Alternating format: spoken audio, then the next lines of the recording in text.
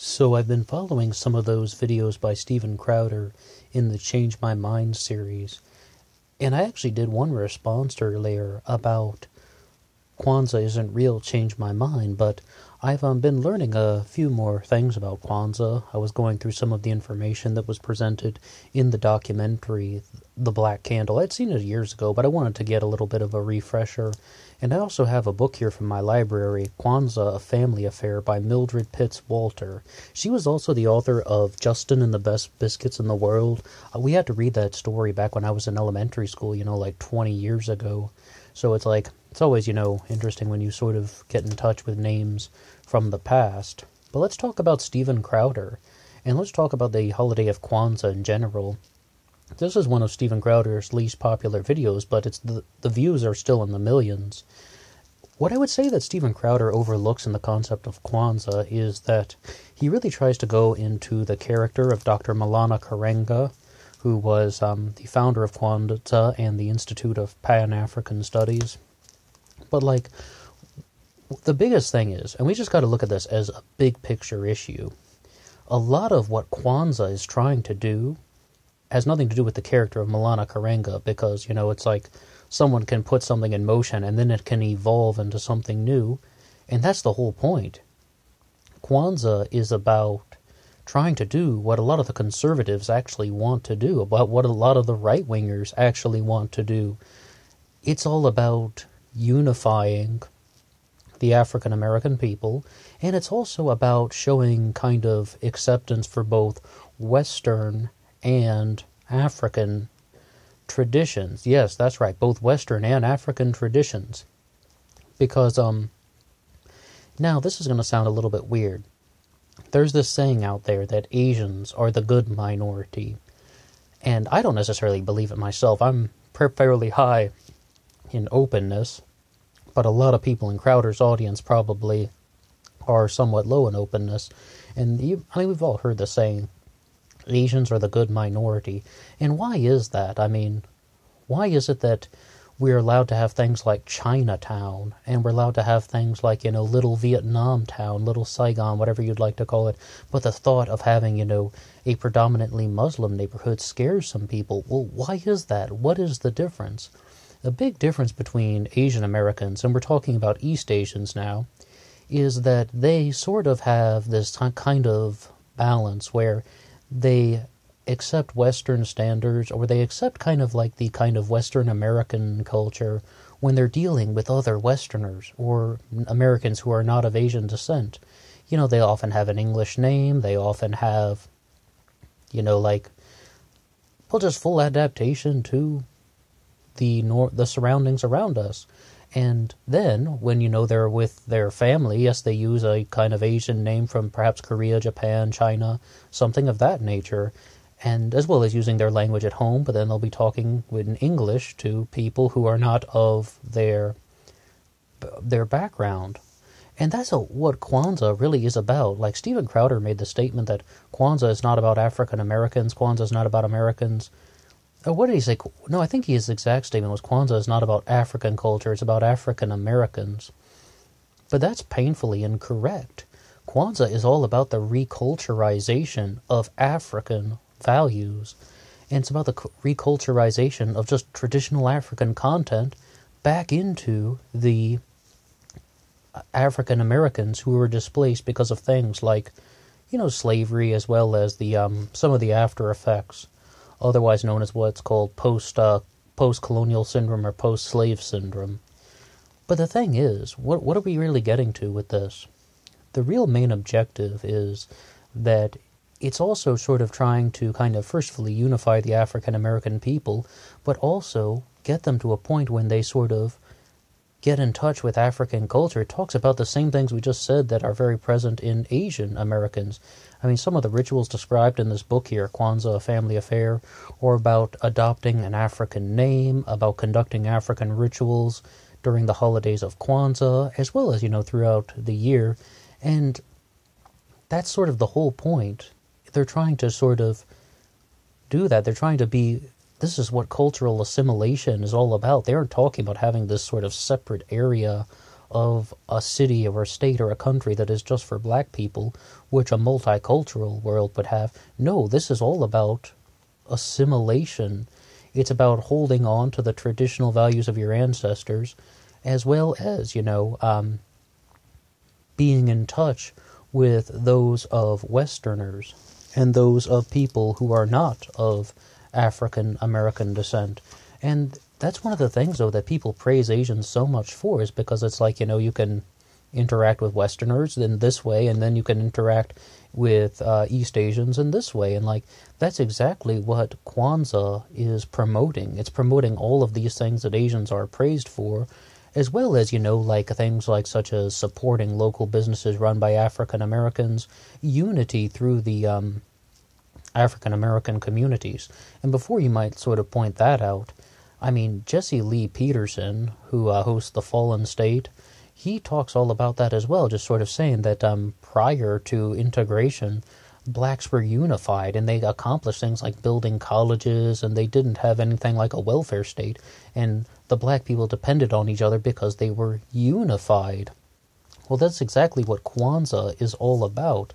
It's about unifying black people so that they are going to be able to, once again, be in touch with traditional African content, as well as being able to participate in an assimilated society. It's like you have your rituals and you have sort of traditional content that you share with people of your similar background, and then you have your interactions with people who are not of that background. And that's exactly what the conservatives have talked about with cultural assimilation. That's exactly what you have talked about, with former Congressman Joe Walsh saying on his Newsmax show that, people just need to all develop this connection to Western standards. Well, things like Kwanzaa are actually a pathway to do so. It's a way for people to develop this kind of relationship with traditional African content. So once again, Crowder's incorrect. He said that Kwanzaa is not about African traditions. It most definitely is. It's about sort of a bridge in between African Americans and African traditions. It's very much involved. The reculturization of African content into African Americans. So I think it's very blatant, and I think it's very direct. But the thing is, I don't know why someone would sort of make a video saying that Kwanzaa isn't real, or trying to denigrate Kwanzaa, or why even people are kind of putting this down in a negative light. Kwanzaa is something that, conservatives have been saying that they wanted from other minorities. Or just wanting for Americans in general. This is the concept of an assimilated society. You're allowed to conduct, rituals at home, and you even sort of develop a connection to your own country's pastimes, sort of on a more private and personal basis. And then as a society as a whole, we incorporate new things into our American cultural norm. Like Tucker Carlson had that famous line about tacos are now American. They've been incorporated into the American assimilated system. And that's exactly what Kwanzaa is trying to do. It's trying to just incorporate traditional African content into the lives of African Americans who are going to be living here in America. Once again, you would have your sort of traditions. You would have someone practicing a holiday that is going to be all about, the history of their ancestors, and just getting more in touch with some of those roots.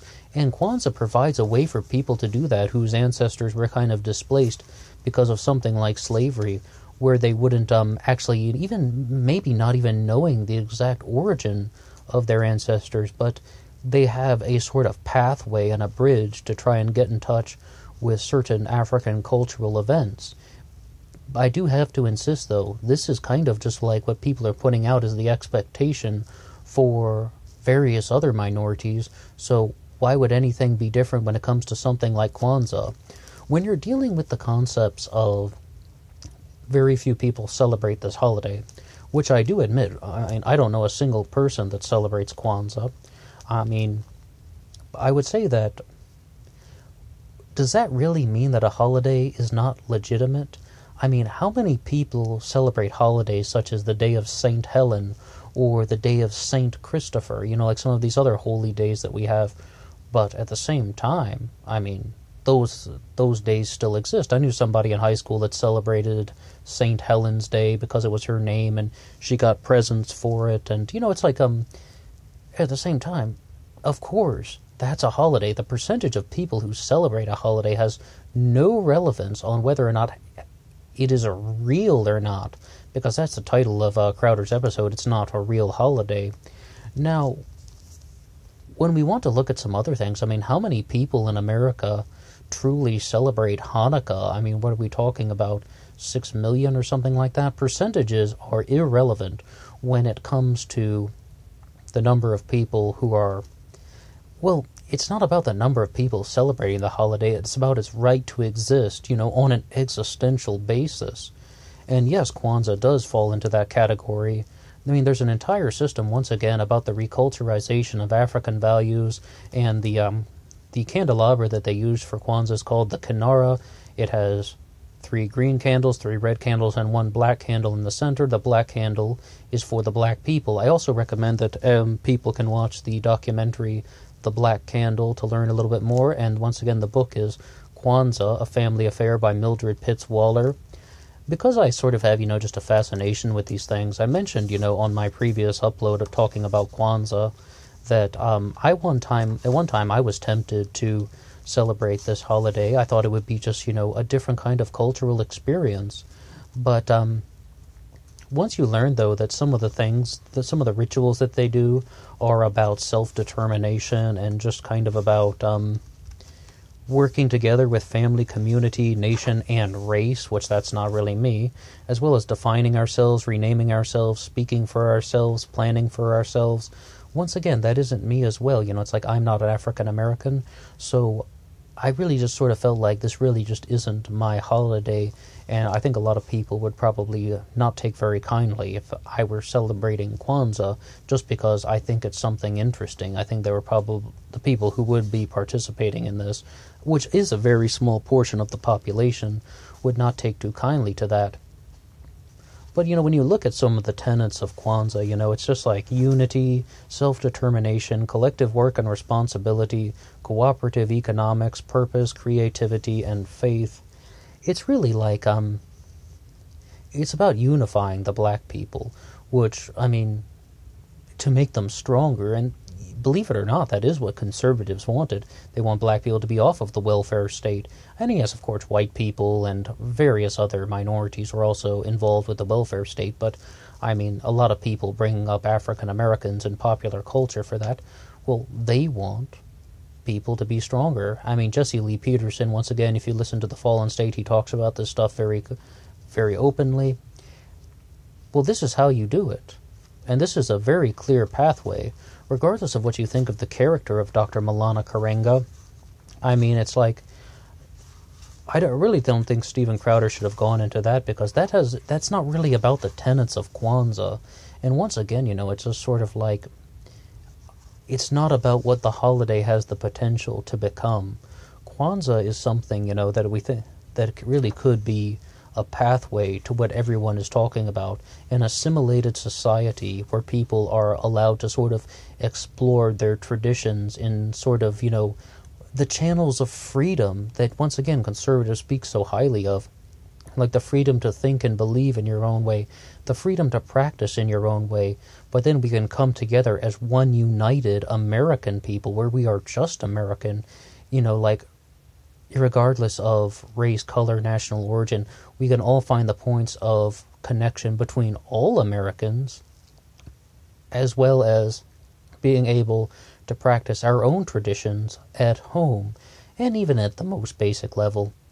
You're allowed to do whatever you want as long as you don't hurt anyone else, right? So that's why Kwanzaa is a real holiday, because it can be practiced in a way that is not harmful. And, it's like, I really just thought Steven Crowder's presentation probably would have been much better if he had, maybe a 1 hour thing for that, and he could have debated more people. But at the same time, it is what it is. It's probably just a little small discussion. And once again, though, if anyone would like to kind of discuss Kwanzaa a little bit more, I recommend the film The Black Candle. It's a documentary, and we have Kwanzaa, A Family Affair by Mildred Pitts Waller, and we can hear some of the arguments that I discussed on The Fallen State with Jesse Lee Peterson, as well as the Jesse Lee Peterson Show, available on Newsmax. And what do you think? Do you think Kwanzaa is a legitimate holiday? And do you have any challenges to anything that I have put forward? Okay, well, if you have a comment, please leave it below, and until next time.